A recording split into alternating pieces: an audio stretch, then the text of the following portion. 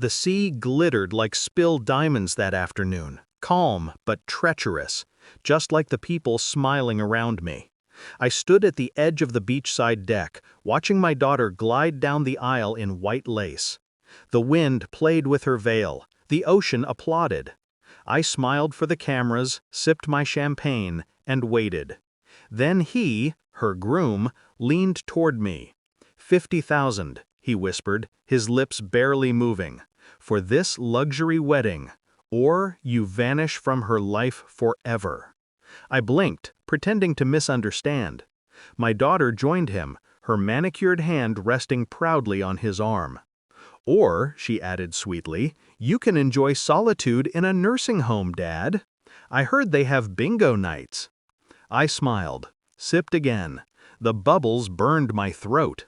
Then I whispered, you forgot one thing. Their faces turned pale, and moments later, chaos erupted. It wasn't always like this. When she was little, my daughter used to chase waves, her laughter the only thing I lived for. After her mother passed, it was just the two of us, a team. I worked double shifts, saved every cent, built her a life free of struggle. I missed birthdays, sleep, and sometimes meals, but never her recitals, never her smiles. Then came him, the charming fiancé with the too white smile and polished shoes. He called me sir for the first month, old man by the third, and by the fifth, he was managing her finances. She's grown up now, he'd say, arm around her, eyes fixed on the accounts I'd built for her college, her future. I saw the shift, subtle, poisonous. The calls stopped, the visits shortened, the warmth drained, replaced by polite cruelty. When I confronted her, she said I was jealous. Jealous of him? That word did something to me. It rearranged the walls inside my head. The betrayal came wrapped in a lawyer's envelope. My daughter's name on the signature line, her fiancé's handwriting all over the margins. It was my retirement property, the beachfront land I had planned to gift her someday. Sold, transferred, liquidated, all through forged documents. All perfectly legal, unless someone knew where to look. And I did. I didn't confront them. I thanked them instead. I smiled at dinners. I laughed when they joked about my old age. Because I knew one thing: noise ruins strategy.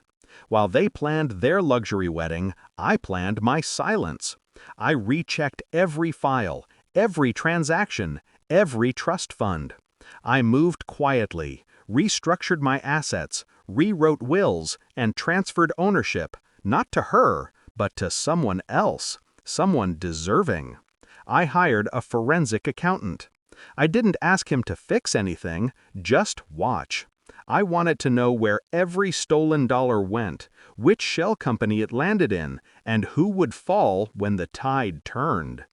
Turns out their little empire was built on fraud. His family's business was already under investigation. My daughter didn't know, or maybe she didn't care. So I gave them what they wanted. I transferred $50,000, not to him, but through a traceable account linked to the pending investigation. It looked like a gift. It wasn't. It was evidence. And now, here we were. The perfect beach, the perfect couple, the perfect lie. The officiant spoke. The waves crashed. My champagne sparkled. The moment I whispered, "You forgot one thing," the microphones, discreetly placed for the ceremony, picked up every word they had just said to me. 50,000, or vanish, or enjoy solitude in an old age home.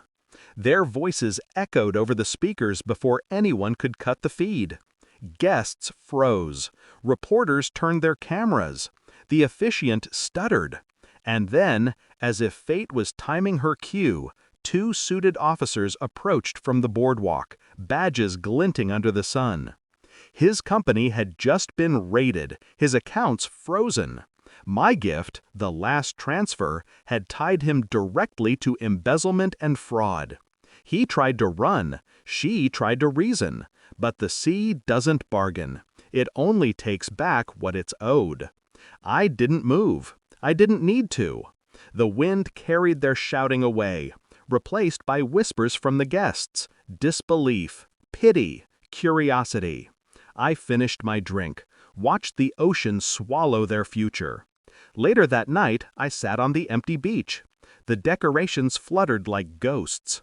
I thought about the little girl who once built sandcastles beside me, and the woman who had sold me for $50,000. I didn't cry. I couldn't. Love dies quietly, like a tide receding without sound.